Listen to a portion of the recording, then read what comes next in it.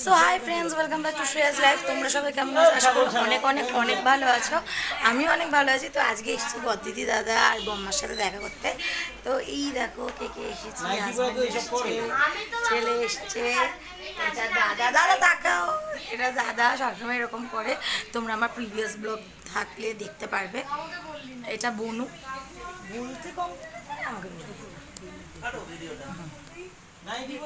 আর এই যে মা, বম্মা একটু আর বদিদি বলছি বলছি। আর সব ড্রেসগুলো সব ভিজে গেছে, বৃষ্টির মধ্যে এসছি বলে সব মেলে দিয়েছি। আর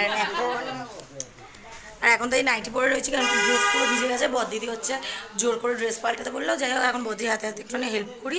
বদিদি রান্না বান্না করছে। বদি কী করছে বলে, আর ডিম কষা। আর ডিম কষা না রে, চিকেন আর ডিম।